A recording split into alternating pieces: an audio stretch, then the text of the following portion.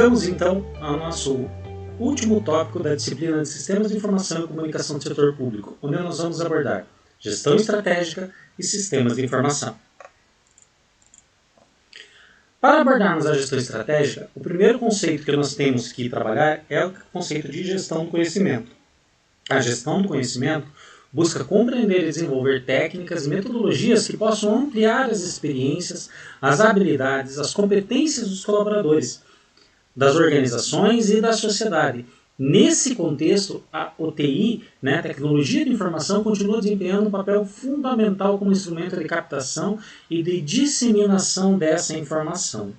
Certo? Segundo Nonaki Takeuchi, a capacidade de uma empresa de criar novo conhecimento, isso é a gestão do conhecimento, difundi-lo na organização e incorporá-lo a produtos, serviços e a sistemas. É uma construção renovada de conhecimentos e de práticas de maneira sistemática, deliberada e explícita, a qual gera um retorno eficaz sobre outros conhecimentos relacionados, de acordo com Stankowski em 2003. Para isso, nós abordamos o que é capital intelectual, que é caracterizado pela tentativa de avaliar os recursos intangíveis da empresa, ou seja, bens que não estão disponíveis fisicamente na empresa, englobando marcas, patentes, valores, o conhecimento e a capacidade de aprendizado que as pessoas de uma empresa potencialmente possuem. Certo? Isso é capital intelectual. Mas o que compõe esse capital intelectual? Tá? Toda empresa ela tem um valor de mercado. Esse valor de mercado ele é composto, primeiramente, pelo capital financeiro e pelo capital intelectual. O capital financeiro é o que nós sabemos, é aquele valor monetário, é o patrimônio da empresa, vamos dizer assim, é aquele capital que a empresa tem disponível. Certo? E temos o capital intelectual, que ele é composto, primeiramente, pelo capital humano. Certo? O que é o capital humano? É o conhecimento inerente às pessoas, como experiência, aprendizado, inteligência. É a fonte mais importante para inovações e para as renovações. Tá? Stewart já afirmava que o trabalho rotineiro, que exige poucas habilidades, mesmo quando feito manualmente, não gera nem emprega capital humano para a organização. Para que seja disponibilizado o capital humano existente na organização, é necessário cultivá-lo como qualquer outro, devido à possibilidade de esse bem dissipar-se com facilidade. Ou seja, devemos utilizar esse capital humano como nós utilizamos, como nós cuidamos de todo o resto da estrutura da empresa. Além do capital humano, nós temos o capital estrutural, certo? Então, o que é esse capital estrutural? Tá? É toda a estrutura que dá apoio à organização para que ela possa conter e reter o conhecimento produzido. Certo? Então, o capital intelectual ele também está embasado pelo capital estrutural. Tá? Agora, quais são as ferramentas? O que nós temos desse capital estrutural que embasa o capital intelectual? Certo? São as tecnologias, os sistemas de informação, os bancos de dados da empresa. Tá? Quando você tem um exemplo que a gente pode dar é que se você tem, por exemplo, um incêndio na sua empresa, é mais importante você salvar o HD do computador, a base de dados da sua empresa, certo? Ou o estoque. O estoque você compra, a base de dados para você refazer é muito difícil. Então, essa questão da informação é primordial para que nós também mantenhamos o capital intelectual da empresa. Certo? Os sistemas de data mining, a estratégia, a cultura organizacional, os procedimentos organizacionais, as invenções, os dados, publicações, processos, tá? Tudo que pode ser patenteado com o intuito de transformá-los em propriedade da organização. Por isso que as patentes são muito importantes. Tá? Dito de forma simples, é o conhecimento adquirido que o funcionário não pode levar para casa. Certo? Não são bens materiais, é aquilo que não se leva para casa. A distribuição desse capital de forma rápida e eficaz pode proporcionar um aumento na troca de conhecimento entre os colaboradores, Por isso, muitas organizações estão realizando grandes investimentos, né, com a finalidade de produzir uma base de conhecimento. Né? Para isso, o que eles fazem? Catalogam tudo que foi acumulado com o propósito de reter esse bem e, consequentemente, de compartilhar novas experiências que auxiliem as pessoas na análise dos processos que são essenciais para quê? Para a tomada de decisão. Tá?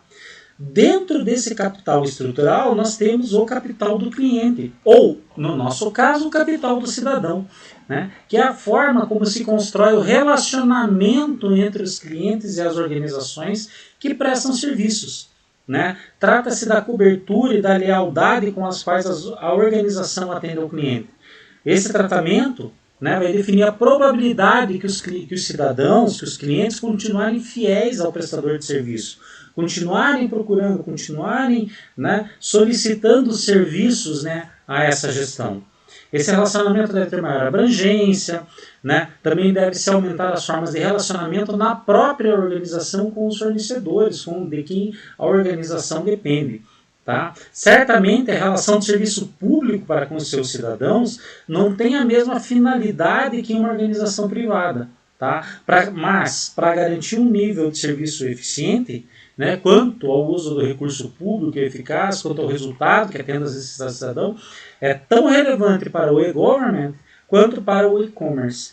Tá? Então nós temos que prezar por esse capital do cliente, esse capital do cidadão.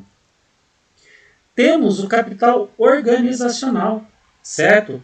Esse capital organizacional é a competência estruturada e codificada da organização e os sistemas que podem alavancar essas competências. Representa toda a infraestrutura da organização e abarca o capital de inovação e de processo. O que é o capital de inovação, então? O capital de inovação, tá, é toda a capacidade de renovação do conhecimento, de melhoria, de se reinventar, de inventar coisas novas.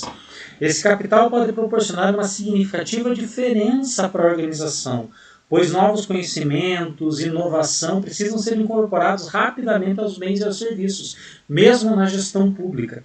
Qualquer tendência nova que possa vir a facilitar ao serviço deve ser implantada de maneira rápida. Essa atividade caracteriza uma organização criadora de conhecimento que valoriza o quê? A inovação contínua. E por último, nós temos o quê? O capital de processos. Certo? O que é o capital de processo?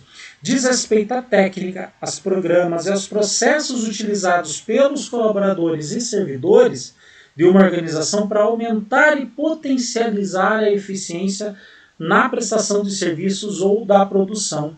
É o conhecimento na prática, que é aplicado na criação e na melhoria contínua dos processos. Então, tudo isso que nós falamos, ele vai compor o quê? O capital intelectual. Mas aí, como que nós podemos medir toda essa estrutura, né, que é intangível, que nós não temos, né, como mensurar, como que, né, de maneira visível, como que se mensura isso? Uma das ferramentas que se utiliza é o Balanced Scorecard, o BSC, que propõe uma forma sistemática de medir a eficácia dessas estratégias organizacionais, que uma vez implementadas deverão conduzir a organização rumo à sua visão. E essa eficácia ou ineficácia tem de ser percebida em tempo real. Então, por isso que se utiliza esse Balanced Scorecard, certo? Em que nós vamos trabalhar o quê? Nós temos que ter como foco a visão e a estratégia da empresa e analisar as 4 perspectivas vinculadas ao BSC, que são o quê? Os processos internos de negócio, né? Ou seja, quais processos de negócio que devem ser melhorados, né? Aprendendo e crescendo, ou seja, como continuar crescendo e aprimorando processos. Os clientes, o que fazer para atender os clientes, para atender o cidadão, para atender o contribuinte. E a visão financeira, que é o que fazer para atender os acionistas, para que a própria gestão pública realmente, né, faça bom uso, né, do erário, consiga realmente utilizar, né, os recursos públicos de uma maneira eficiente.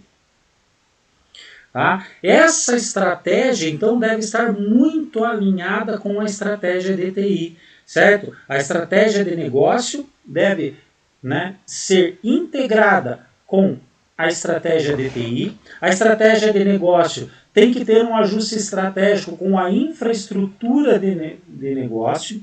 E a estratégia de negócio, né, e a estratégia de TI e a infraestrutura de negócio têm que estar alinhadas com a infraestrutura de TI, para que nós tenhamos, né, realmente uma integração e uma implementação de toda, né, a cadeia dentro do Balanced Scorecard, ou seja, dentro daquelas 4 perspectivas que nós buscamos no Balanced Scorecard, e que o TI possa prover esses dados e possa prover, né, as informações pertinentes a esse alinhamento. Finalizamos a nossa disciplina, espero que vocês tenham aproveitado. Continuamos, né, à disposição de todos para quaisquer dúvidas que vocês tenham. Bons estudos a todos e sucesso para todo mundo!